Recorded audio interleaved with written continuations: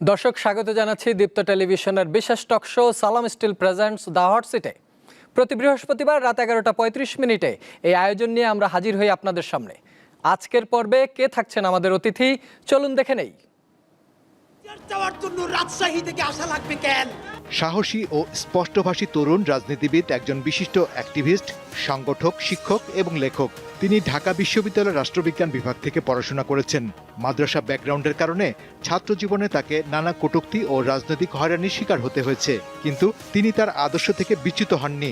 যিনি জুলাই অভ্যুত্থানে অংশগ্রহণকারী ছাত্র জনতার অনুপ্রাণিত সাংস্কৃতিক সংগঠন ইনকিলাব মঞ্চের মুখপাত্র, সমস্ত আধিপত্যের বিরুদ্ধে দাঁড়িয়ে স্বাধীনতা, সার্বভৌমত্ব রক্ষা ও ইনসাফ ভিত্তিক একটি রাষ্ট্র বিনির্মাণে তার প্রতিবাদের ভাষা অন্যদের থেকে আলাদা। জুলাই আন্দোলনে সামনের সারিতে ভূমিকা রেখেছেন তিনি। আওয়ামী লীগের নিবন্ধন বাতিল, সন্ত্রাসী রাজনৈতিক দলের গুপ্ত হত্যা থেকে দেশপ্রেমিক ছাত্র জনতাকে বাঁচাতে সব সন্ত্রাসীকে গ্রেপ্তার করা ও প্রাইভেট বিশ্ববিদ্যালয় সহ দেশের সব জুলাই যোদ্ধাদের জীবনের সম্পূর্ণ নিরাপত্তা নিশ্চিত করার জন্য তার ইনকিলাব মঞ্চ সরকারের কাছে 3টি দাবি তোলে। কঠোর ও প্রতিবাদী বক্তব্যের জন্য তিনি তরুণদের মাঝে ব্যাপক পরিচিতি লাভ করেছেন, যা অনেক সময় বিতর্কেরও জন্ম দিয়েছে। তবে নিজের অবস্থানে অটল থেকে তিনি অন্যায়ের বিরুদ্ধে লড়াই চালিয়ে যেতে চান। দ্য হট সিটে আমাদের আজকের অতিথি শরীফ ওসমান হাদী।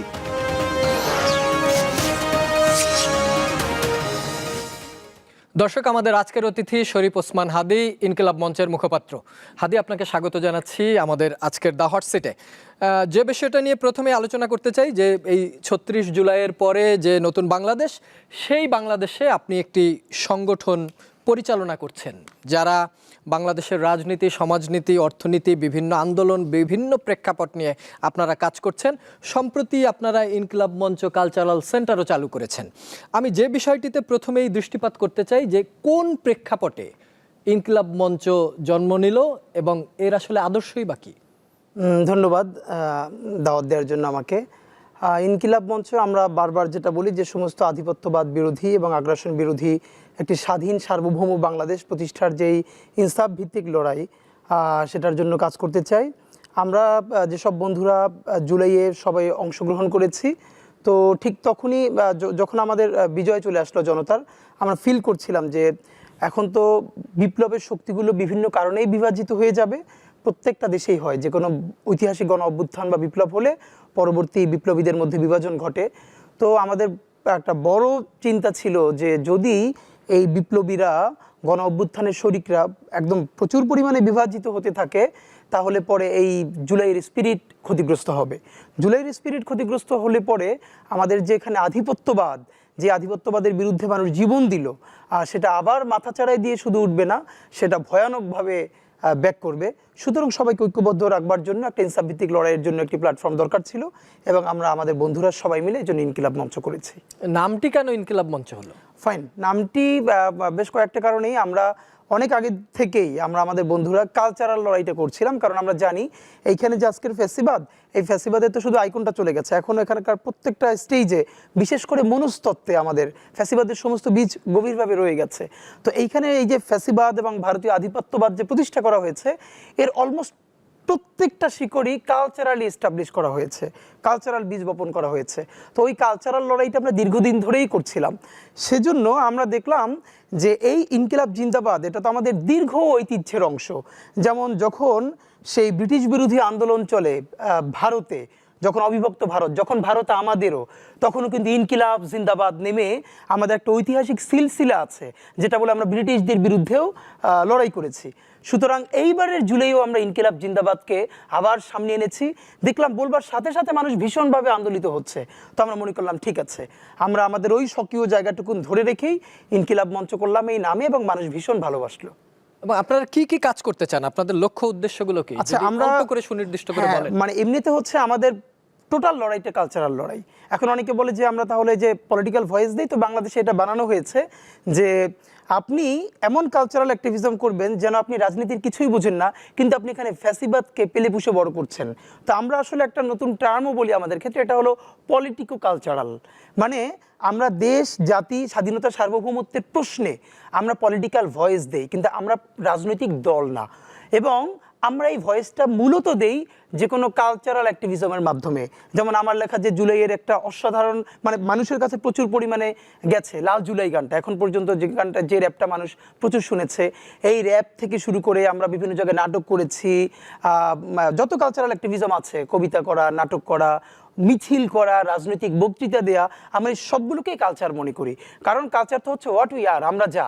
তা আমরা কি করি? মিছিল দেই, আমরা রাজনীতি করি, আমরা গান গাই, কবিতা বলি, আমরা মানুষের বিরুদ্ধে দ্রোহ করি, আবার মানুষের জন্য দোয়া করি, এই সবই আমাদের কালচার। সুতরাং আমাদের লড়াইটা কালচারাল লড়াই।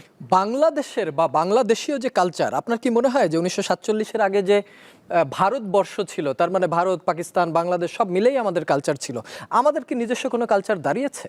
না, প্রথমত হলো যে আপনি একটা জাতি হিসাবে আপনার কালচার কিভাবে দাঁড় করাতে চান, এইটা আপনি আমি যদি একটা টকশোতে বসে বা কোনো একটা খুবই পশ জায়গায় বসে ঠিক করে তৃণমূলে পাঠাই, ওটা ব্যাকফায়ার করে, যেটা আওয়ামী লীগ করেছে যেখানে। এবং তাদের কি কাজটা হয়েছে? তারা বলে 1000 বছরের শ্রেষ্ঠ বাঙালি, জাতির জনক বঙ্গবন্ধু শেখ মুজিবুর রহমান। এর মানে এই কথার মধ্যেই সে প্রমাণ করছে যে 1000 বছরের ঐতিহ্য, কিন্তু সে ইতিহাস শুরু করে 50 বছর আগের মুক্তিযুদ্ধ দিয়ে। তাহলে বাকি 950 বছর কোথায়? আমার সুলতানি আমল কোথায় দীর্ঘ? আমার মুঘল আমল কোথায়? আমার ঈশা খাঁ যে দুর্দান্ত প্রতাপে যে মোগলরা শাসন করেছে তাদেরকে পর্যন্ত সে পরাজিত করেছে, এই বাংলার ঈশা খাঁ, তার লড়াই কোথায়? এর মানে এই 71 বা আমাদের একটা লড়াই হুট করে আসে না, এটা ঐতিহাসিক সিলসিলা আছে। এইটাকে যে আপনি নাই করে দিলেন, তো এইটারই আমরা বিরোধিতা করি। সুতরাং আমাদের হলো, আমরা এইখানে বিভিন্ন জাতি গোষ্ঠী মিলে আমরা যে একটা জাতি রাষ্ট্র তৈরি করলাম, সুতরাং আমাদের একটা জায়গায় পৌঁছতে হবে। দেখেন, কালচার তো প্রতিদিন একটু একটু করে পরিবর্তন হয়। আপনি দেখবেন আজ থেকে 10 বছর আগে আপনার বাসায় হয়তো আপনার বড় বোন বাসার মধ্যে হয়তো টি শার্ট পরতো না, কিন্তু এখন কিন্তু আপনার বাচ্চা দেখবেন সে ঘরের মধ্যেও, আপনার বোনও হয়তো ঘরের মধ্যে সে টি শার্ট পরছে। এখন এই যে আপনি কালচারাল জার্নিটা, এই কতটুকুনকে আপনি বাইরের বলবেন, কতটুকুনকে নিজেরকে বলবেন, এইটা হলো মানুষকে স্পেস দিতে হবে। যে জন্য আমরা বলি, একটা মেয়ে যে সালোয়ার কামিজ পরে, একটা মেয়ে যে বোরকা হিজাব পরে, আর একটা মেয়ে শাড়ি পরে, তিনটেই আমাদের এখানকার সংস্কৃতি। কারো আরোপ করার তো দরকার নাই, স্বাধীনভাবে চলতে থাকুক। কিন্তু দিন শেষে আমাদের যেটা হয়েছে সেটা হলো বাহির থেকে আমরা যা আসে একটু ফিল্টার করে করে নেওয়া। দুনিয়ার এমন কোনো দেশ নাই যে বাহির থেকে নেয় না। যদি না নেয়, যে বাংলা ভাষা আজকে যেটুকুন সমৃদ্ধ, হাজার হাজার ইংরেজি শব্দ, আরবি শব্দ, উর্দু শব্দ, ফার্সি শব্দ, রাইট, তৎসম শব্দ। তো আপনি যদি এটা বন্ধ করে দিতেন, তাহলে বাংলা কি সমৃদ্ধ হতো? হতো না। আজকে যে ইংলিশের 80%-এর বেশি ভোকাবুলারি হলো ল্যাটিন, গ্রিক, ইটালি, জার্মানের, কিন্তু তারা এত স্মার্টলি এগুলোকে অকিউপাই করেছে। আজকে জার্মানির লোকেরা যেই ভোকাবুলারিটা 300 বছর আগে জার্মানের ছিল, সে এখন ইংলিশ ডিকশনারি দেখে ইংলিশ হিসেবে মুখস্থ করে। মানে দেখেন, ইংলিশকে স্মার্টলি হ্যান্ডেল করেছে, অকিউপাই করে নিয়েছে। আমাদের যেটা কাজ, যা আমাদের জন্য ভালো, এই সমস্ত সংস্কৃতিকে দুর্দান্তভাবে অকিউপাই করে ফেলতে হবে। যে ভারতবর্ষ আমাদের পূর্বপুরুষের ছিল, শরীফ ওসমান হাদি এবং ইনকিলাব মঞ্চ, সেই ভারতবর্ষেরই একটা পার্ট, যেটা পরবর্তীতে 47-এ স্বাধীন হয়ে ভারত হয়েছে বা ইন্ডিয়া হয়েছে, সেই ভারত বিরোধিতাই এখন আপনার কাছ থেকে আমরা প্রচন্ড রকম ভাবে পাই। এটা কি মানে কোন সিলসিলা, যেটা আপনি বলছিলেন যে ধারাবাহিকভাবে আসা, সেটাকে কি আপনি পুরোপুরি বাদ দিয়ে শুধু ভারতকে কেন বিরোধিতা করছেন? প্রথমত হলো, আমি আপনাকে মনে করিয়ে দিতে চাই, ঠিক এই প্রশ্নটাই বেগম জিয়াকে 1996-97 দিকে বিবিসি বাংলা করেছিল, যে ভারত বিরোধিতাই কি একমাত্র বিএনপির রাজনীতি? তার কি একই কিছু রাজনীতি নাই? ওই প্রশ্নটাই তাহলে বেগম জিয়া যেটা বলেছে ওটা আমাদের উত্তর। বেগম জিয়া যেটা বলেছেন আমরা সেটাই বলি। কে বলে আমাদের রাজনীতি ভারতের বিরুদ্ধে? আমাদের রাজনীতি ভারতের বিরুদ্ধে না, আমাদের রাজনীতিটা হলো প্রো বাংলাদেশ। আমরা বাংলাদেশের স্বাধীনতা, সার্বভৌমত্বের পক্ষে কথা বলি, আমাদের শির দ্বারা নিয়ে বেঁচে থাকতে চাই। এখন আমি যদি আমার স্বাধীনতা, সার্বভৌমত্ব, স্বতন্ত্র বোধ নিয়ে বাঁচতে চাই, তাতে যদি অন্য কেউ আহত হয়, সে দায় কি আমার? আমার কি স্বাধীনভাবে বলবার, বাঁচবার মানে আমার কোনো জবান থাকবে না? তা বাংলাদেশ যদি বাংলাদেশের কথা বলে, সেটা যদি ভারতের গায়ে তারা নিজেরা জোর করে টেনে নেয়, সেইটা তো বাংলাদেশের দায় না। বরং আমরা যেটা চাই, আমরা তো কোনোদিন এখান থেকে ভারতকে প্রতিবেশী হিসেবে বাদ দিতে পারবো না, এটা আমরা চাইও না। কিন্তু আমরা কি চাই? যে আমরা তাকে প্রভু হিসেবে চাই না, আমরা ভালো প্রতিবেশী চাই। সুতরাং আমরা চাই আমাদের সাথে সে খুব ভালো প্রতিবেশী সুলভ আচরণ করুক, কিন্তু বন্ধুত্ব সুলভ আচরণ করুক, কিন্তু প্রভু সুলভ আচরণ আমরা মানি না। এবং এই দুনিয়ায় কোনো ছোট দেশে হলেও, যত শক্তিশালী পাশের দেশ হোক, তারা কালচারালি প্রভুত্ব মানতে পারে না। আর তার প্রমাণ, যেই অ্যাপলিটিক্যাল জেনজি, তারা সারাদিন টিকটক বানায়, ইনস্টাগ্রামে থাকে, এছাড়া বাইরে কিছু কাজ করে না, তারা পুরো ইন্ডিয়ান হেজিমনিকে যেভাবে চ্যালেঞ্জ ছুড়ে দিল, কিসের জন্য? বিকজ সে বুঝতে শিখেছে তার দেশের কোনো সিদ্ধান্ত সে নিতে পারে না, ভারত ছাড়া। তো ভারতের তো এখন সুযোগ আছে, ভারতকে আমরা এম্বাসিতে গিয়েছিলাম, ইন্ডিয়ান হাই কমিশনে আমরা একটা বিশাল র্যালি নিয়ে গিয়েছিলাম। ইন্ডিয়া সারা বাংলা পৃথিবীতে যে প্রোপাগান্ডা ছড়িয়েছে বাংলাদেশের জুলাইয়ের বিরুদ্ধে, আমরা স্মারকলিপি দিয়েছি তাদেরকে, তাদের অফিসারদেরকে আমরা বলেছি যে প্লিজ আপনারা নতুন করে বাংলাদেশকে ভাবতে শেখেন, আমরা আপনাদেরকে ভালো প্রতিবেশী হিসেবে পেতে চাই, তবে আপনাদেরকে যেটা করতে হবে সবার আগে জুলাইকে স্বীকৃতি দিতে হবে। আর আওয়ামী লীগের চোখে বাংলাদেশ দেখা বন্ধ করে বাংলাদেশের জনগণের চোখে তার জবানে বাংলাদেশকে বুঝতে হবে এবং শিখতে হবে। আপনারা জুলাইকে স্বীকৃতি দিয়ে সেটা শুরু করতে পারলে of course you can be my good friend, এটা ছাড়া তো হবে না। তাদের কাছ থেকে কেমন রেসপন্স? তারা বলেছে তাদের ঊর্ধ্বতন কর্মকর্তাকে তারা জানাবেন, তারা তো এটুকুনি বলতে পারেন, আমরা সেই কনসার্ন জানিয়ে এসেছি। না, ভারতের সাথে তো বাংলাদেশের পুরো বর্ডারটাই তো ভারতের সাথে, মিয়ানমারের সাথে আমাদের অল্প অংশ, এরপরে বঙ্গোপসাগর। সেই ক্ষেত্রে ধরেন আওয়ামী লীগের বেশিরভাগ লোক যারা পালিয়ে গেছে তারা তো ভারতেই আশ্রয় নিয়েছে। এই বিষয়টা আপনারা উল্লেখ করেছিলেন কিনা, যে ভারতের সাথে বাংলাদেশ রাষ্ট্রের যে সম্পর্ক হওয়ার কথা ছিল সেটা না হয়ে কি দলের সাথে হলো কিনা? হ্যাঁ, আমরা এটা বলেছি, আমরা বলেছি যে ভারতের কাজ কি বাংলাদেশের রাষ্ট্রের সাথে, এবং দুটো কথা আমরা আমাদের দেশের সরকারকে বারবার বলেছি, বারবার এখানে কলকাতা কেন্দ্রিক যে হেজিমনি, দেখেন কলকাতাকে আমরা অনেক আগে পিছনে ফেলে এসেছি, এখন আর কলকাতার সাথে আমাদের কোনো ডিলিং নাই, ঢাকার সাথে ডিলিং হবে দিল্লির সাথে। কলকাতা তো তাদের একটা রাজ্য, একটা রাজ্যের রাজধানী, তার সাথে আমি এখন ডিলিং এ কেন যাব? তো এটা একটা ব্যাপার। আর দ্বিতীয়ত হলো আমরা তাদেরকে তো অফকোর্স এটাও বলেছি যে এই যে শেখ হাসিনা সেখানে বসে উদ্ধতপূর্ণ আচরণ করছে, কথা বলছে, আপনি ভাবেন ভারত কিভাবে বাংলাদেশের জনগণের বন্ধু, বা সে যে নতুন করে বাংলাদেশের একজন শরিক হতে চায়, এটা কিভাবে প্রমাণ করবে? বাংলাদেশের মানুষ দেখতে পাচ্ছে যে বাংলাদেশ থেকে হাজার হাজার কোটি টাকা লুটপাট করে, ব্যাংকগুলোকে দেউলিয়া করে, গুম করে, খুন করে, আয়নাঘর করে সে পালিয়েছে শুধু না, সেখানে বসে প্রতিদিন বাংলাদেশের বিরুদ্ধে ষড়যন্ত্র করছে এবং তাকে থাকার জায়গা দিচ্ছে ভারত। তো আপনি সেভাবে কি ভারতকে বন্ধু হিসেবে পেতে পারবেন? তো সেজন্য ভারতের যেটা উচিত হবে, শেখ হাসিনাকে আইনানুগ উপায়ে বাংলাদেশের আইনের কাছে সোপর্দ করা এবং বাংলাদেশের জনগণের সাথে তার সম্পর্ক নির্মাণ করা, কোনো একক রাজনৈতিক দলের সাথে না। ভারতের সাথে সম্পর্কের যে টানাপোড়েন, বাংলাদেশ রাষ্ট্র বা আপনি আপনার নিজের আইডিওলজির জায়গায় যেটা বলছেন, কিন্তু একইভাবে আমরা দেখছি যে ৩৬ জুলাইয়ের পর বাংলাদেশ নতুন করে পাকিস্তানের সাথে সম্পর্ক ডেভেলপ করছে। পাকিস্তানের পররাষ্ট্রমন্ত্রী কিছুদিন আগে এসে ঘুরেও গেল। এই পাকিস্তানের সাথে বাংলাদেশের যে সম্পর্কের ডেভেলপ হচ্ছে, এটাকে আপনি কিভাবে দেখছেন? আচ্ছা, প্রথম কথা হলো এই কথাটার মধ্যে একটা আছে যে নতুন করে মানে হলো তাহলে মুক্তিযুদ্ধের পর থেকে এখানে কোনোদিনই পাকিস্তানের সাথে সম্পর্ক ছিল না। এখানে পাকিস্তানের সাথে প্রথম সম্পর্ক স্থাপন করেছেন শেখ মুজিবুর রহমান। তিনি শুধু সম্পর্ক স্থাপনই করেন না, ওআইসির সম্মেলনে তিনি সেখানে গেছেন পাকিস্তানে, এবং ভারতের চোখ রাঙানিকে উপেক্ষা করে তিনি গেছেন। বলা হয় শেখ মুজিবুর রহমানের হত্যাকাণ্ডের পিছনে ভারত নীরব দর্শক ছিল, তাকে তারা চাইলে সেভ করতে পারত, কিন্তু যখন দেখলো ভারতের হাতের গ্রিপ থেকে শেখ মুজিবুর রহমান বের হয়ে যাচ্ছে, তখন তারা এ ব্যাপারে সাইলেন্ট থেকেছে এবং এটা তারা হতে দিয়েছে শেখ মুজিবুর রহমান হত্যাকাণ্ড। সুতরাং পাকিস্তানের সাথে প্রথম সম্পর্ক প্রতিষ্ঠা করে গেছেন শেখ মুজিবুর রহমান, এরপর তো সারা জীবন ধরে চলছেই। ইভেন আওয়ামী লীগও দেখেন, আওয়ামী লীগ কি এসে পাকিস্তানের সাথে সম্পর্ক করেছে, মানে অফিসিয়ালি বন্ধ করেছে? আমরা তো দেখেছি শেখ হাসিনা থাকতেও সে সবাইকে আম পাঠিয়েছে, পাকিস্তানের প্রধানমন্ত্রীকেও আম পাঠিয়েছে।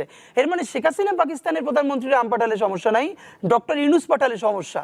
এই যে ন্যারেটিভ, এই যে এখানকার বাঙ্গু সুশীলদের বুদ্ধিজীবিতা, এটারই তো আমরা ধরে জাস্ট একদম ওপেন করে দিতে চাই, এক্সপোজ করে দিতে চাই। ব্যাপার হলো আমরা আমাদের প্রতিবেশীদের সবার দিকে খুলে তাকাতে চাই।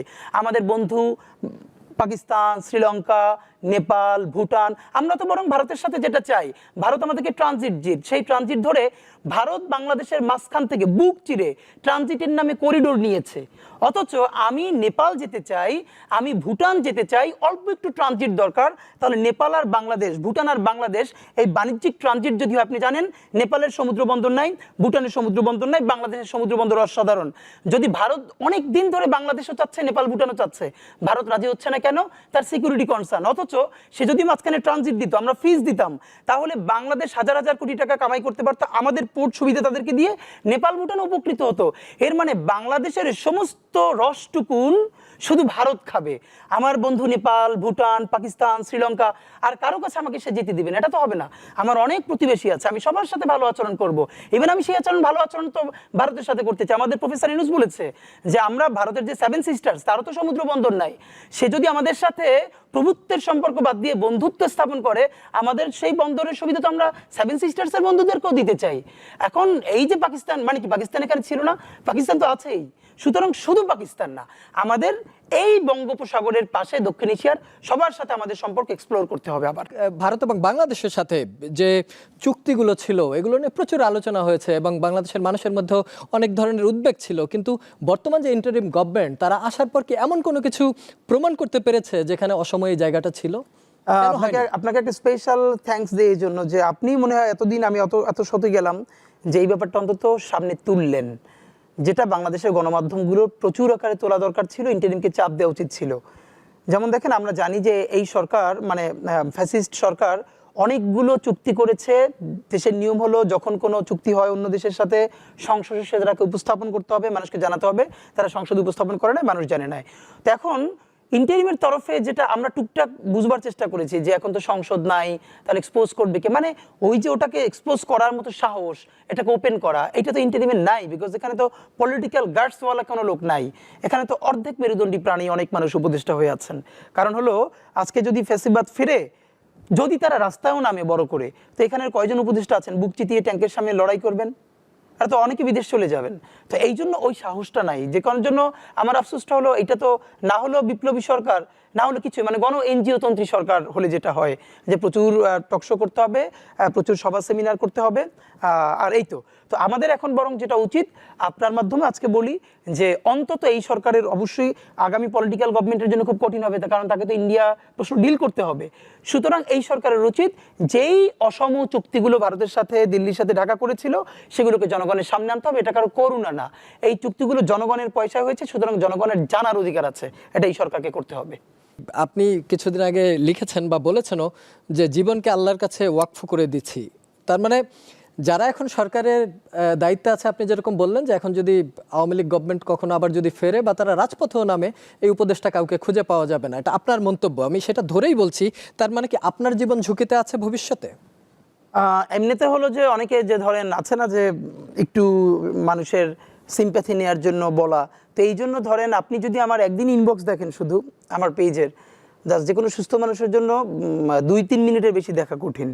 এখন যেটা হয়েছে, ইভেন আমি আমার পরিবারকেও কাউকে দেখাই না যে, তো এরপরে ফোন আমি জিডিও করেছি শাহবাগ থানায়, অন্তত একদিনে 10টার বেশি নাম্বার থেকে সরাসরি হত্যার হুমকি দেওয়া হয়েছে, ভিন্ন ভিন্ন 10টা নাম্বার থেকে। সেই 10টা নাম্বার সহ শাহবাগ থানায় জিডি করেছি, এরপর থেকে আর এর কোনো ইমপ্রুভমেন্ট পাই নাই। তো এটা আপনারা আবার অনেকে মিডিয়া বলবে যে তাহলে আপনি জিডি করেন নাই কেন, এই জন্য করে রাখা। কিন্তু এই জিডি বা কোনো কিছু আমাদেরকে সুরক্ষা দেবে সেটা আমরা মনে করি না। যেই লড়াই আমরা নেমেছি এটা জানি এটা 2-4-6 বছরের কোনো লড়াই না। আপনাকে জানিয়ে রাখি যে মেক্সিকোর পাশে আমেরিকা প্রতিবেশী হিসেবে যতটা পরাক্রমশালী, তার থেকেও বাংলাদেশের পাশে ভারত অনেক বেশি পরাক্রমশালী। সুতরাং এখানে আমরা একই সাথে অনেককে শত্রু বানিয়েছি, দখলদার দিল্লিকে বানিয়েছি, ফ্যাসিস্ট আওয়ামী লীগকে বানিয়েছি, আরও অনেক ঘরানাকে। সুতরাং আমাদের এই লড়াইটা শুধু 2-4-5 বছরের, এটা খুবই ভুল। আমাদের লড়াইটা চলবে এবং এজন্য আমি বলেছি আজকে যদি আমাকে হত্যা করা হয়, যে কোনো মুহূর্তে করা হতে পারে। আমি আমার বন্ধুদেরকে ইনকিলাব কালচারাল সেন্টারে সেদিনকে আমরা সবাই বসে বলেছি যে আল্লাহ যদি আমাকে আগে নিয়ে যায় তারপর তোমাদের করণীয় কি। আমি আমার পরিবার এবং আমার ভাই বন্ধুদেরকে ডেকে বলেছি যে আল্লাহ আমাকে নিয়ে গেলে করণীয় কি হবে। বরং আমি আমার পরিবারকে বলেছি যে আমার সন্তানের এখন বয়স 7 মাস, আল্লাহ আমাকে নিয়ে গেলে ওকে যেন ওভাবে প্রস্তুত করা হয় যে এই দখলদারিত্বের বিরুদ্ধে লড়তে হবে। আল্লাহ ওকে যদি বড় করে, ওর সন্তানও দখলদারিত্বের বিরুদ্ধে লড়বে, এই স্পিরিট যেন ওকে দেওয়া হয়, এটা আমি আমার পরিবারকে বলেছি। সুতরাং ভবিষ্যতের বাংলাদেশের যে দখলদারিত্বের বিরুদ্ধে লড়াই, এটা তীব্রতর হবে। আমাদের গণ অভ্যুত্থানের পরে বিপ্লব হওয়ার কথা ছিল, হয় নাই, ছাইচাপা আগুন হয়ে আছে। সুতরাং আমরা যদি সেই আগুনের মধ্য দিয়ে নতুন ইনসাফের রাষ্ট্র তৈরি করতে না পারি, তাহলে দুটো কাজ হবে। ওই আগুন আমাদেরকে পুড়িয়ে দিবে, মানে বাংলাদেশ, এই জমিন, এখানকার স্বাধীনতা, সার্বভৌমত্ব সব কিছু পুড়িয়ে দিবে। সিপাহী বিপ্লবের পর আমাদেরকে যেরকম ধ্বংস করে ফেলা হয়েছিল, হয়তো সেই পরিণতি হবে। আর সেটা না হলে যদি আমরা রুখে দাঁড়াতে পারি তাহলে আমাদের বিজয় হবে। সুতরাং আমরা লড়াইয়ের মধ্যেই আছি। আর একটা মজার ব্যাপার হলো যে আমি যখন ইনসাফের লড়াই করি তখন তো সেখানে পরাজয়ের কিছু নেই। আমি বেঁচে থাকলে আমি গাজী হিসেবে লড়বো, আমি মরে গেলে শহীদ হয়ে আল্লাহর কাছে চলে যাব, এই লড়াইটাই। সুতরাং ইনকিলাব মঞ্চ 2-3টে কথা 1000বার বলেছে, এর একটা আমরা বলি যে আসলে জিতই জীবন নাই, লড়াইটাই জীবন। আমাদের জুমা প্রচন্ডভাবে ভেঙে পড়ছিল, লোকে যখন স্লাট শেমিং করছেন ডাকসু ইলেকশনে 4-5 দিন আগে প্রচন্ড কান্নাকাটি করলো যে ওর নুড বানিয়ে ওর মার কাছে পৌঁছানো হয়েছে। একটা মা কিভাবে নেয় একটা মেয়েরটা? তারপরে কান্না। আমি বলছি জুমা, এইসব বানিয়ে আমাদেরকে থামিয়ে দেওয়ার চেষ্টা করা হবে, আমরা থেমে গেলেই ওরা হ্যাপি হবে। সুতরাং আমাদের লড়াইটা যে ওদের কাছে খুবই গুরুত্বপূর্ণ এবং ওরা ভয় পাচ্ছে, এর মানে হলো ওরা আমাদেরকে এত ফোকাস করছে, আমাদেরকে সময় দিচ্ছে, আমরা লড়াই করে যাব। আর আমাদের এই লড়াই তো হার জিতের কিছু, আমরা জিতের উপরেই আছে। আমাদের জীবন বেঁচে থাকলেও জিত, আমাদের জীবন চলে গেলেও জিত। আবরারের তো হারানোর কিছু ছিল না, সুতরাং লড়াই চলবে। আপনারা যে লড়াইটা করছেন, জুলাইয়ে তো সবাই মিলে একটা লড়াই হয়েছে, কিন্তু জুলাইয়ের পরে সেই লড়াইয়ের স্টেক হোল্ডারদের দেখলাম যে প্রচুর ভাগ হয়েছে। এবং যারা পরবর্তীতে যে রাজনৈতিক দল হলো এনসিপিকে নিয়ে আপনিও প্রচুর সমালোচনা করেছেন, এবং হয়তো মানুষের কাছে এরকম একটা পারসেপশন তৈরি হয়েছে যে এটা সরকারের মদতপুষ্ট একটা দল। এবং আপনি বলেছেন যে এনসিপি যেভাবে জুলাইকে নিয়ে পলিটিক্স করছে, ঠিক একইভাবে ৭১কে নিয়ে আওয়ামী লীগ পলিটিক্স করেছে, তাই কি? দুটো ব্যাপার। এই যখন বলেছিলাম, ব্যাপার হলো এনসিপির ক্ষেত্রে আমার যেটা এখনো আমি একদম শতভাগ হতাশ হচ্ছি না। দেখেন, বাংলাদেশে আগে একটা বাইনারি ছিল যে আওয়ামী লীগ বিএনপি, এর বাইরে আর কোনো কিছু নাই। এখন যেহেতু আওয়ামী লীগ ওই জায়গাটায় নাই, এখন বিএনপি জামাত, মানে ঘুরে ফিরে আগের জায়গাটা ওই প্রান্তিকতা। আপনি যদি মানে দেখেন, এখন আমাদের যেটা হচ্ছে, আমরা প্রো পিপল কোনো অবস্থান নিলেই সেটা কোনো একটা দলের হিসেবে সবাই ট্যাগ করছে। মানে যখন আপনার পক্ষে যাবে তখন ভালো, আর যখন একটু পরের কথাটা আপনার বিপক্ষে যাবে তখন আমি অন্য দলের। তা আমরা খুব চাচ্ছিলাম, এনসিপির একটা সুযোগ ছিল যে এই দুই বাইনারি ভেঙে দিয়ে মাঝখানে শুধু ইনসাফের শক্তিতে একটা লড়াই করা, যে না পুরনো ধারার কোনো প্রান্তিকতার মধ্যে আমরা যাব না। তো যেটা হয়েছে, একটা হলো নিজেরা প্রচুর একে অপরকে মাইনাস করা, ভাই ব্রাদার কোরাম করে করে করে করে সেটাকে শক্তিটাকে ছোট করে ফেলা হয়েছে। তার সুযোগ ছিল জুলাইয়ের সমস্ত স্টেক হোল্ডারদেরকে সাথে নিয়ে একীভূত হয়ে বড় করে লড়াই করা, কিন্তু না, সেটা না করে তারা একে বাদ দিয়েছে, ওকে বাদ দিয়েছে, এই করে করে এখন তো নিজেরা দুর্বল হয়েছে। এখন এনসিপির ক্ষেত্রে সমালোচনাটা করি ভালোবেসে, কারণ তারা অভ্যুত্থানের ডেডিকেটেড মুখ। তারা যদি হেরে যায় তাহলে তো সম্মিলিতভাবে আমরা সবাই হেরে যাই। একইভাবে বলি, বিএনপির যত সমালোচনা আছে এগুলো করার পরেও বলি, শহীদ জিয়ার বিএনপিকে কোনোদিন শতভাগ কর্নার করা যাবে না, কারণ বিএনপি ডুবলে সে একা ডুবে না, সে বাংলাদেশের সবাইকে নিয়ে ডুবে। তো আমাদের তো এই কনসার্নগুলো আছে। এই জন্য আমরা এনসিপিকে এটাকে বলা যে আসলে তারা ওই জায়গাটা, হ্যাঁ এখন আমরা প্রত্যাশা করি তারা নিজেদেরকে সময় দিয়ে গ্রুমিং করুক এবং তারা আবার উঠে দাঁড়ালে পরে বাংলাদেশের জন্যই সেটা সবচেয়ে ভালো হবে।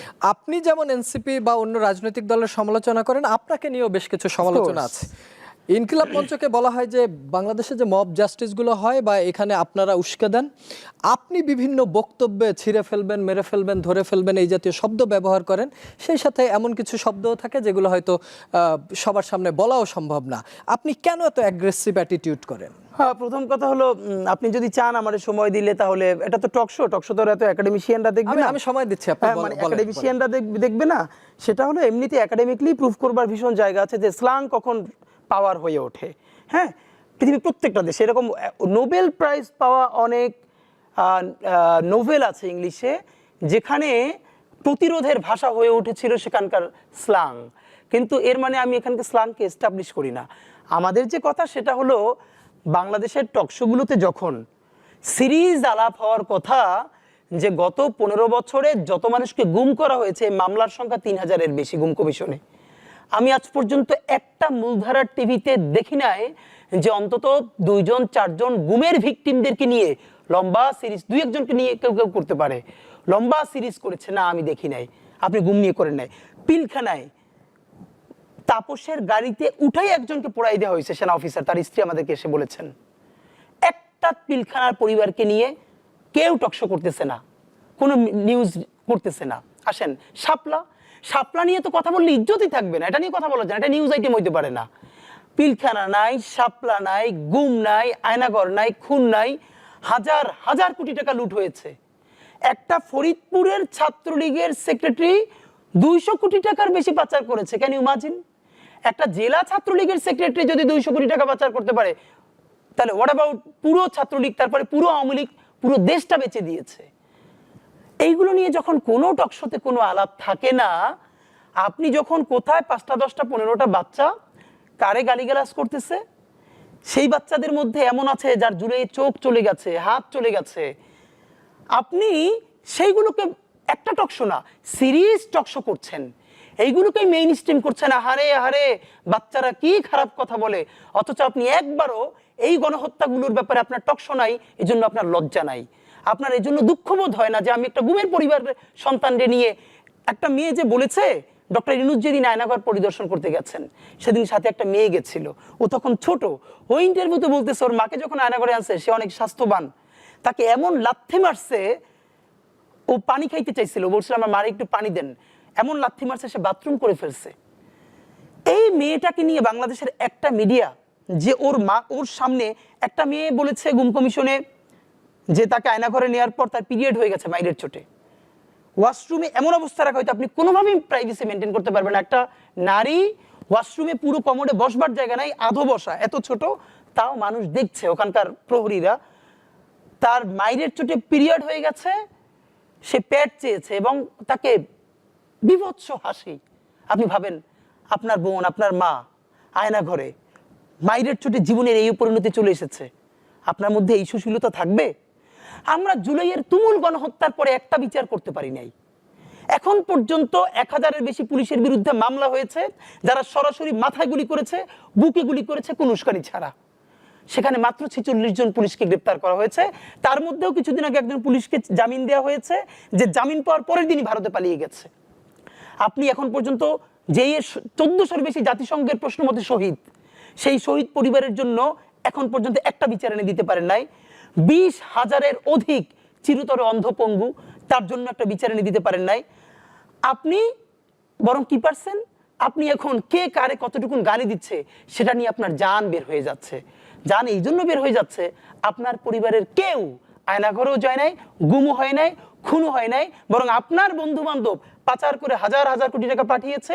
আপনারা ঢাকায় দেশে থেকে রাজনীতি করেছেন, কুসুম কুসুম বিরোধিতা করেছেন, কুসুম কুসুম সমালোচনা করেছেন, কিন্তু এখনো তাদের তরফে সাপোর্ট পাচ্ছেন।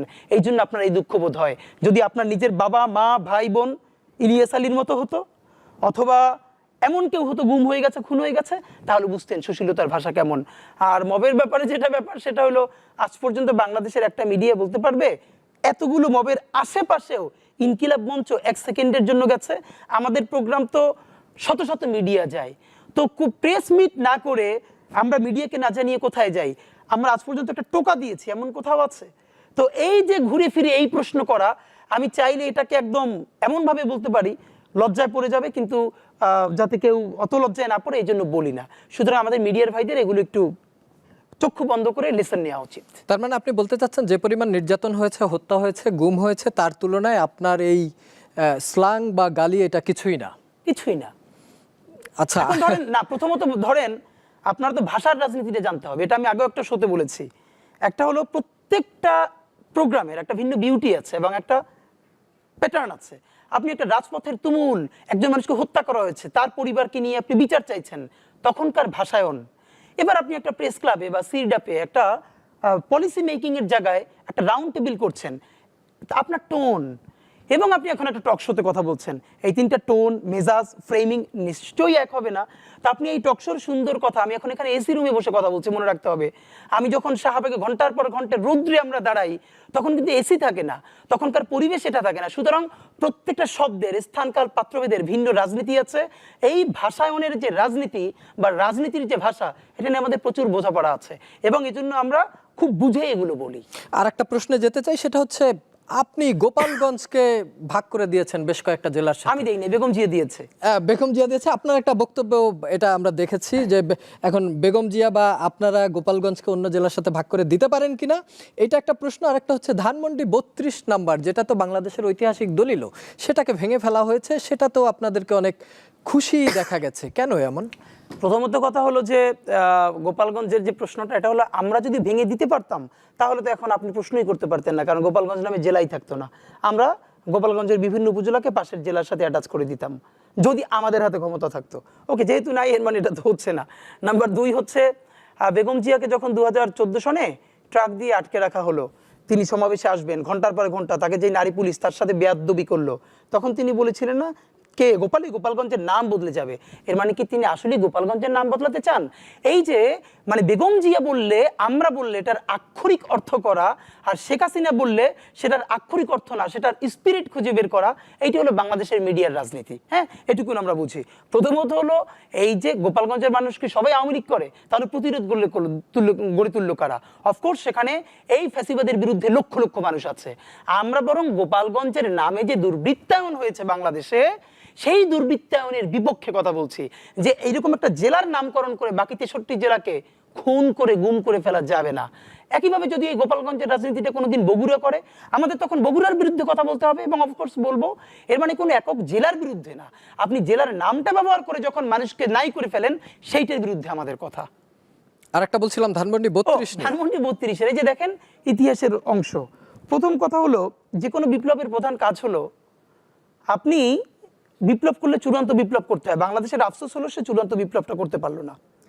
ধানমন্ডি 32 হলো এটা একটা বাংলাদেশের এমন উপাসনালয়, আপনি মানুষকে গুম করবেন, হত্যা করবেন, ধর্ষণ করবেন, পুরো দেশ বেচে দেবেন অন্য দেশের কাছে ক্ষমতায় থাকার জন্য, হরিলুট করবেন।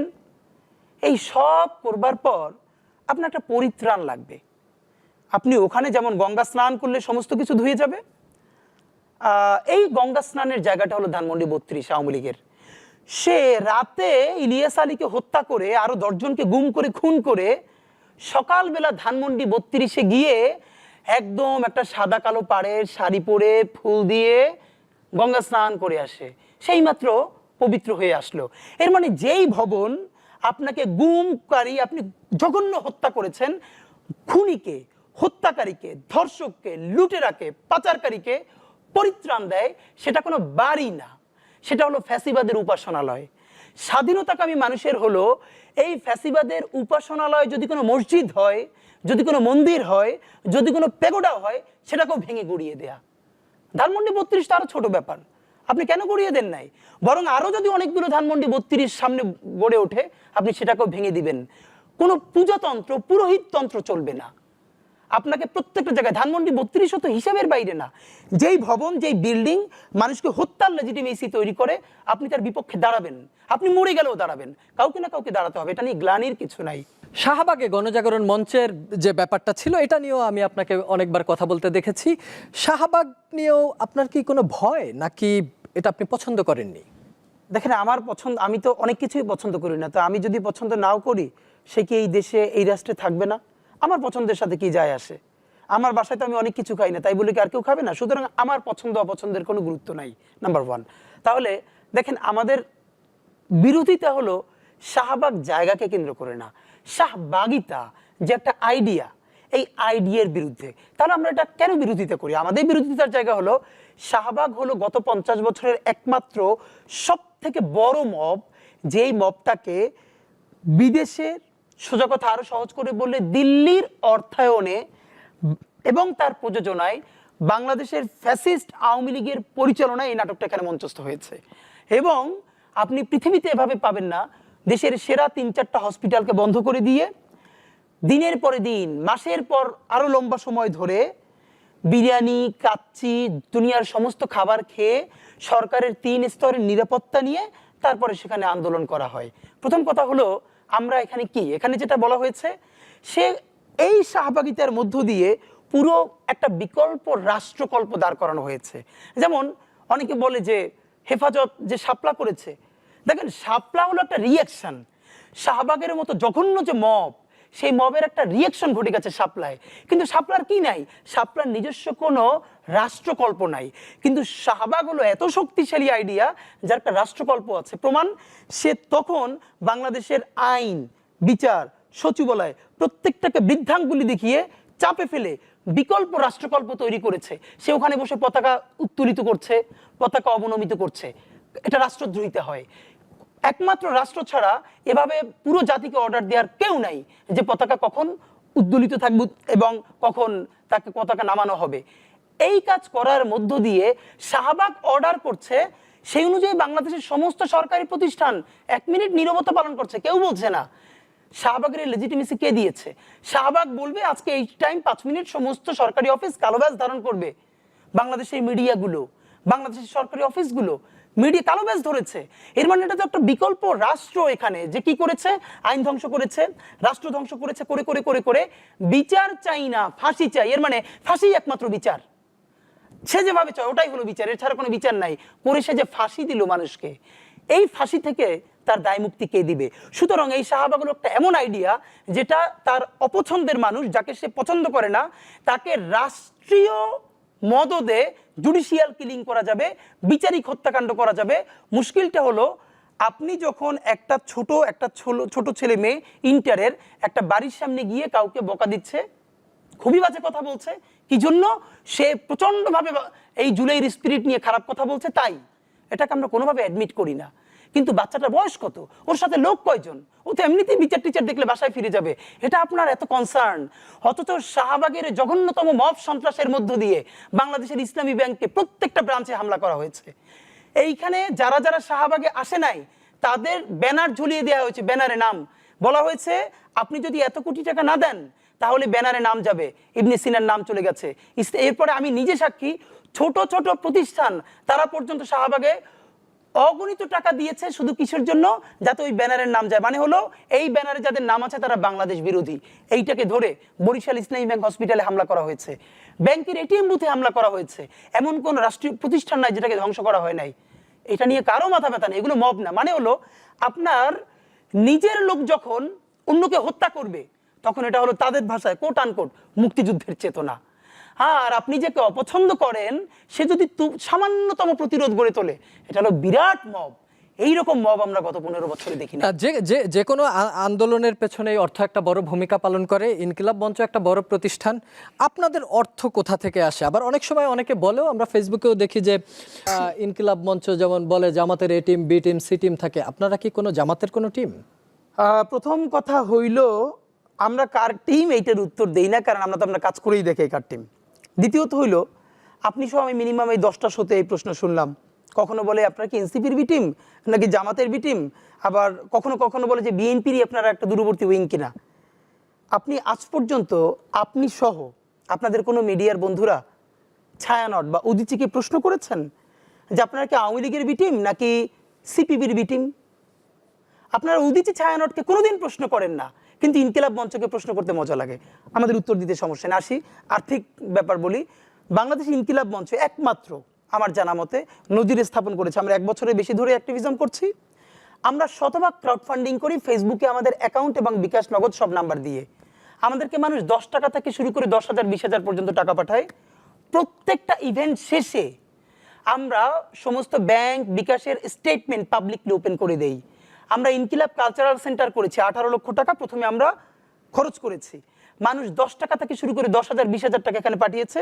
1 সপ্তাহ আগে 18 লক্ষ টাকার পাই টু পাই হিসাবে আমরা ফেসবুকে স্টেটমেন্ট সহ দিয়েছি। আমি দেখেছি আপনাদের পেজে এটা পুরোটা ডিটেইলস। তো কারো যদি কোনো সন্দেহ থাকে, এজেন্সি থেকে শুরু করে মিডিয়া, তারা এটা নিয়ে আলাপ করুক, বলুক যে আমি এখানে 500 টাকা পাঠিয়েছিলাম, আপনার স্টেটমেন্টে গায়েব করে দিয়েছে। আমরা তো চাই আমাদেরকে প্রশ্ন করুক, বরং আমাদেরকে সেই প্রশ্ন কোনো মিডিয়া করছে না যে আমি 20 টাকা পাঠিয়েছিলাম, আমার টাকাটা তো হিসেবে নাই, বরং বলছে টাকা কোত্থেকে আসে। তো মজা করে ওইটাই বলি, টাকা এখন সব থেকে বেশি হাসিনার হাতে। সুতরাং আমাদেরকে যদি আপনারা জানতে চান তাহলে আমাদেরকে টাকা হাসিনা দেয়। ক্রাউড ফান্ডিং এর মাধ্যমে যে সংগঠন চালানো যায়, এটা বাংলাদেশে হয়তো এটার প্রচলন ছিল না, কিন্তু জুলাইয়ের পরে আমরা দেখেছি আপনারা শুরু করেছেন, এবং আপ বাংলাদেশ আরো 2-1টা সংগঠনকে আমরা দেখেছি যে তারা ক্রাউড ফান্ডিং চেষ্টা করছে, এনসিপি ইদানিং চেষ্টা করছে। একটু অন্য প্রসঙ্গে ফিরতে চাই। ডাকসু নির্বাচন হয়ে গেল। ডাকসুতে ঐক্যবদ্ধ শিক্ষার্থী জোট যেটা, এটা অনেক অনেক অনেক একদম ভূমিধস বিজয় হয়েছে। যদিও এটাকে রাজনৈতিকভাবে বলা হচ্ছে যে শিবিরের প্যানেল জয়লাভ করেছে। সেখানে আপনাদের ঢাকা বিশ্ববিদ্যালয়ের সদস্য সচিব জুমাকে দেখলাম যে আমরা সেখানে বের হয়ে আসছে। আপনারা কি তাহলে শিবিরের সাথে জোট করলেন ডাকসুতে? শিবিরের সাথে জোট করে না ইনকিলাব মঞ্চ। প্রথমত ইনকিলাব মঞ্চ বাংলাদেশের কোনো ছাত্র সংসদে প্যানেল দিবে না, এটি ইনকিলাব মঞ্চের সিদ্ধান্ত, তা আমাদের এক্সিকিউটিভ কাউন্সিলের। তারপরে আমরা যেটা বলেছি, আমাদের প্রত্যেকটা বিশ্ববিদ্যালয়ে যে ভাই বোনেরা আছে তারা চাইলে স্বতন্ত্র অথবা তার সুবিধা মতো যে কোনো প্যানেলে অংশগ্রহণ করতে পারবেন। ঢাকা বিশ্ববিদ্যালয়ের ইনকিলাবের 3 জন কর্মী এবার ডাকসুতে অংশগ্রহণ করেছেন। জুমা শিবির সমর্থিত যে প্যানেলটা হয়েছে, যেখানে আরও অন্যান্য ধর্মেরও অনেকে জোট করেছেন, সেই সম্মিলিত বা ঐক্যবদ্ধ শিক্ষার্থী জোট, সেটাই সে ওটার সাথে করেছে, অংশ নিয়েছে, মানে জোট করেছে। আমাদের আবার ফজলে রাব্বি ঢাবি ইনকিলাবের, সে কিন্তু স্বতন্ত্র নির্বাচন করেছে, সেও জয়ী হয়ে এসেছে। এর মানে আমাদের 3 জনের 2 জন উইন করেছে এবং নিজের ইসে। বরং আমাদের জায়গাটা হলো আমরা ভালো নির্বাচন চেয়েছি, একটা অংশীদারিত্বমূলক নির্বাচন চেয়েছি, আর ট্যাগিং এর রাজনীতির বিরুদ্ধে আমরা বরাবর আমাদের যে কথা বলা দরকার সেটা আমরা বলেছি। ট্যাগিং এর রাজনীতি যেহেতু আসলো, আপনি পড়াশোনা করেছেন মাদ্রাসা ব্যাকগ্রাউন্ডে, পরে এসে ঢাকা বিশ্ববিদ্যালয়ে আপনি পড়াশোনা করেছেন। আপনি ব্যক্তিগতভাবে এই যে আপনার যে মাদ্রাসা ব্যাকগ্রাউন্ড, এই কারণে কি ধরনের ট্যাগিং এর শিকার হয়েছেন? না, এটা তো ধরেন একদম প্রচুর, মানে বাইরের সব আলাপ বাদ দিয়ে ওটা তো সবারই কমন এক্সপিরিয়েন্স থাকবে। ইভেন ঢাকা বিশ্ববিদ্যালয়ের মতো জায়গায় আমার আজকে খুব মনে পড়ে, যেটা আমাকে ভীষণভাবে আমাকে লাইফে ডিমোটিভেট করলো। এই জন্য আমি বলি যে ঢাকা বিশ্ববিদ্যালয়ের যে আমার সময়টা, এটা আমার জীবনের সব থেকে, আমি বলি যে আমার জীবনের অপচয়। কারণ ফ্যাসিবাদের যে তুমুল সময়টা, বিশেষ করে যখন শাহবাগ চলে, তখন আমি ঢাকা বিশ্ববিদ্যালয়ে পড়ি। এমন ছিল যে শাহবাগ থেকে ঢুকবো, আমার মুখে যেহেতু দাঁড়িয়ে আছে, আব্বা যতক্ষণ ক্যাম্পাসে থাকতাম প্রচণ্ড টেনশন করতেন। তো আমি যেহেতু সোশ্যাল সায়েন্স ফ্যাকাল্টি, শাহবাগ থেকেই ঢুকতাম। এমন অনেক সময় হয়েছে যে সে উল্টা কার্জন হল ঘুরে তারপর এসেছি যে কখন শিবির বলে মেরে দেয়। কারণ তখন আমার বেশ কিছু বন্ধু বান্ধব যারা হলে থাকতো, রাত্রি 2টায় 3টায় তাকে সারা রাত পিটিয়ে, আমার একটা ফ্রেন্ড আছে মহসিন, হলে থাকতো, ওকে 3তলার থেকে ফেলে দেওয়া হয়েছিল। আল্লাহর রহমতে অনেক বেশি রহমত ছিল, বেঁচে গেছে পরে। এবং অপরাধ হলো ও মাদ্রাসায় পড়েছিল। সুতরাং আব্বা আম্মা ভীষণ টেনশনে থাকবে, পরিবারের সবাই। আর ইসের যেটা, আমাদের এক বড় ভাই ক্যান্সার আক্রান্ত হয়েছিল, বাংলাদেশ একটা হসপিটাল ঢাকার বড়, তাদের অবহেলার কারণে অনেক ক্ষতি হয় তার। তখন আমরা রাষ্ট্রবিজ্ঞান বিভাগ থেকে ক্যাম্পাসে তুমুল আন্দোলন করেছিলাম। আন্দোলন করে করে করে করে আমরা বিরাট মিছিল নিয়ে এসে হসপিটালটার সামনে অবস্থান নিয়েছিলাম, এবং এই আন্দোলনের একদম শুরু থেকে শেষ পর্যন্ত আমি নেতৃত্বে ছিলাম। আমার খুব মনে আছে যে এটা কিন্তু কোনো পলিটিক্যাল আন্দোলন, আমাদের সাথে আমাদের শিক্ষকরাও এসেছিলেন। উনি ভাই পরে মারা গেছেন, মাসুম ভাই। আমি যখন স্লোগান দিচ্ছি, মিছিল দিচ্ছি অনেকক্ষণ ধরে, তখন আমাকে একজন ডেকে পিছনে টেনে বললো যে এরপরে আর তুই সামনে আসবি না, তোর দেখতে শিবিরের মতো লাগে। আমি অবাক যে, মানে আমার দাঁড়িয়ে আছে, আমি পাঞ্জাবি পরি, আমি শুরুর থেকে গত 1 মাস ধরে আন্দোলনটা করে এখান পর্যন্ত আনলাম যাতে আমার ভাইয়ের জন্য কিছু টাকা আমরা তুলে দিতে পারি উন্নত চিকিৎসার জন্য। আমাকে ডেকে নিয়ে এরপর আমি যখন প্রতিবাদ করবো, তখন এক পাশের বন্ধু আমার হাত ধরে বললো, থাক কিছু বলিস না। সে একটা হলের সিনিয়র ভাইস প্রেসিডেন্ট ছাত্রলীগের, তো বলে তার ক্যাম্পাসে যেতে পারবি না। তো প্রথমত আমাকে একজন মানুষ কোনো চেনে না টেনে না আমাকে তুই বলবে, এরপরে আমি একটা ইনসাফের লড়াই আছে, সেটা আমাকে সামনে থাকলে আমার এই অ্যাপিয়ারেন্সের কারণে আমি কথা বলতে পারবো না। এটা আমাকে ভীষণভাবে, মানে আমার মনে হচ্ছিল যে, আমার মনে আছে এরপরে বিশ্ববিদ্যালয় সম্বন্ধে আমি সমস্ত আগ্রহ হারিয়ে ফেলি। একসময় ঢাকা ইউনিভার্সিটি ডিবেটিং সোসাইটিতে খুব অ্যাক্টিভ ছিলাম, বিশ্ববিদ্যালয়ের সমস্ত অ্যাক্টিভিজম থেকে নিজের গুটিয়ে ফেলি আস্তে আস্তে। কারণ দেখলাম যে এই ইউনিভার্সিটির কোনো জমি না আমার না, মানে একটু আমার কোনো, মানে আমি যেখানে যাওয়ার কথা প্রত্যেকটা জায়গায় আমাকে ভিন্ন করে পরীক্ষা দিতে হচ্ছে। ইভেন মানে এরকম তো অনেক গল্প যে আমার শিক্ষকরা যারা আমাকে ভালোবাসেন পর্যন্ত, ওনারা একটু সফট আওয়ামী লীগ, তারা পর্যন্ত আমাকে পিছনে ডেকে কথা বলেন একা একা। কিন্তু আমাদের পলিটিক্যাল সায়েন্স ইংলিশ ক্লাব ছিল, এই ক্লাবের প্রেসিডেন্ট বানানোর কথা আমাকে আমার স্যার ডেকে বললেন। পরের দিন ডেকে বললেন যে তুমি তো সবচেয়ে ভালো করো, তুমি থাকলে আমি একটু চাপে পড়ি, তুমি যদি প্রেসিডেন্ট হও কিছু মনে করো না। এবং তিনিও খুব সরি ফিল করতেছেন। তো এগুলো খুব ছোট গল্প বলা, কিন্তু এই সময়ের মধ্য দিয়েই তো এখন আমার যেটা হয়েছে, পুরো ঢাকা বিশ্ববিদ্যালয়ের সময়টা জীবনে অপচয় ঘটেছে আমি। এবং পরে এটা হয়েছে, আমি বাসায় এসে বলেছি আর বিশ্ববিদ্যালয়ে যেতে চাই না। বিকজ আপনি যখন জানেন একটা ছেলের একটা মেয়ের কতটুকু ক্যাপাসিটি, সে যদি ওই পরিমাণ দৌড়টা দিতে না পারে, যার যতটা শক্তি আছে, তখন তো তার শক্তি ক্ষয়ে যায়, সে তো পঙ্গু হয়ে যায়। আমি ফিল করছিলাম যে আমি প্রতিদিন ক্ষয়ে যাচ্ছি, আমি পঙ্গু হয়ে যাচ্ছি, রাদার আমি অন্য কিছু করি, প্রয়োজন আমি এখানে না পড়ি। এবারে যে ডাকসু নির্বাচন হলো এবং সেখানে যে শিবির সমর্থিত প্যানেলের যে বিপুল বিজয় হলো, কি কারণে, কি মনে হয় আপনার? এটা দুটো হয়েছে। একটা হয়েছে যে, আমি যদি বলি, এটা গতকালকে একটা শোতে বলেছি, এই একটা তুমুল গণ অভ্যুত্থান হয়ে গেল। গণ অভ্যুত্থানে মানুষ এই যে বাইনারিটা, এই যে ট্যাগিং, জাহাঙ্গীরনগরের একটা ঐতিহাসিক ছবি আছে আন্দোলনের সময়, হাসিনা যে ফ্রেমিংটা করতো ডানপন্থী বামপন্থী এই সেই করে করে মানুষকে বিভাজিত রাখবার রাজনীতি, এটাকে ভেঙেই তো জুলাই হলো। জাহাঙ্গীরনগর বিশ্ববিদ্যালয় এক হল থেকে আমাদের 2 বোন বের হচ্ছে, একটা আমার বোন টি শার্ট পরা, জিন্স পরা, হাতে লাঠি, তার হাত ধরে আরেকজন পুরো শরীর নেকাবে ঢাকা। এই যে দুজন মানুষ, দুজন বান্ধবী ইনসাফের লড়াইয়ে জুলুমের বিরুদ্ধে নামতে পারলো, এটাই তো বাংলাদেশ। এখন জুলাইয়ের পরে আবার ওই বিভাজনটা তো শুরু হয়েছে। বরং আমাদের লড়াইটা কঠিন এই জন্য যে আমরা একটা মধ্যবর্তী জায়গায় থাকতে চাই। একজন বামপন্থীরও তো কোনো সমস্যা থাকতে পারে না, বামপন্থীও যদি সমস্যা হয় তাহলে ডানপন্থীও তো সমস্যাজনক। আমাদের সমস্যা হলো বামপন্থার নামে ভারতপন্থা করা যাবে না, একইভাবে ডানপন্থার নামে কি ভারতপন্থা থাকতে পারে না দেশে? এটাও করতে দেওয়া যাবে না। পন্থা একটা, বাংলাদেশ পন্থা, সুতরাং যে যার পলিটিক্সটা করুক।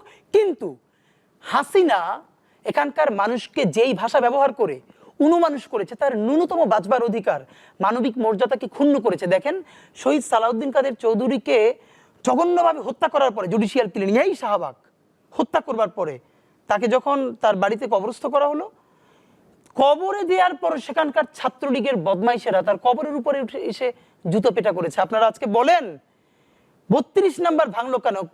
এই একটা সুশীল বলেছে শহীদ সালাউদ্দিন কাদের চৌধুরীর কবরের উপরে গিয়ে জুতো পেটা করে এসেছে। এর থেকে জঘন্যতম মব এই দুনিয়ায় কি হতে পারে? আরো অনেক শহীদের নাম আছে যাদের কবরের উপরে গিয়ে জুতো পেটা করা হয়েছে, এইটাও আপনারা বলেন না। অথচ ধানমন্ডি 32 এটা হলো আপনাদের ফ্যাসিবাদের সেই উপাসনালয় যেটা ভেঙে যাওয়ার পরে মক্কা বিজয়ের পর সেই সমস্ত যে মূর্তি, সেই মূর্তিগুলো ভাঙার পরে যে মানসিক আঘাত তারা পেয়েছিল, এখন মনে হচ্ছে তারা তেমন আঘাত পেয়েছে। অথচ বিপ্লব তো এমন করে আসে না। আজকে একটা মানুষকে দেখি না সালাউদ্দিন কাদের চৌধুরী সাহেবের কবরে যে জুতা পেটা করা হয়েছে সেটা নিয়ে কথা বলতে, অথচ 32 নাম্বার নিয়ে তার অনেক দুঃখ। আমরা আলোচনার একদমই শেষ পর্যায়ে চলে এসেছি। একদম শেষ প্রশ্নটি আপনাকে করতে চাই, সেটা হচ্ছে ফেব্রুয়ারিতে নির্বাচনের বিষয়ে আলাপ আলোচনা হচ্ছে। আপনি বিশ্বাস করেন কিনা যে ফেব্রুয়ারিতে নির্বাচনটা হয়েই যাবে এবং শরীফ ওসমান হাদী ঢাকাতে নির্বাচন করবে, তাই কি? আমি বিশ্বাস করতে চাই যে অবশ্যই ফেব্রুয়ারিতে নির্বাচনটা হবে, তবে সেটা যেন ইতিহাসের শ্রেষ্ঠ নির্বাচন হয়, ঈদের উৎসবের মতো নির্বাচন হয়, প্রবাসীরা ভোট দিতে পারে। একটা শীতের যদি মানে এমন যদি হয় একটু শীতের সকাল, মানুষ বাচ্চাদেরকে নিয়ে কুয়াশার মধ্যে লাইন ধরে দাঁড়িয়ে থাকবে ভোটের আনন্দে, এইটা হতেই হবে। তবে এই নির্বাচনের ম্যান্ডেট কি সেটা নিয়ে আমাদের কথা আছে। এই নির্বাচনের মধ্য দিয়ে আমরা একটা নতুন সংবিধান চাই যেটা নতুন বাংলাদেশের নতুন রাষ্ট্র বিনির্মাণের আকাঙ্ক্ষা পূরণ করবে। আর আমি নির্বাচন করব, অনেক আগেই বলেছি যে আমি ঢাকা 8-এ ইনশাআল্লাহ প্রতিদ্বন্দ্বিতা করব এবং এটা স্বতন্ত্র করব।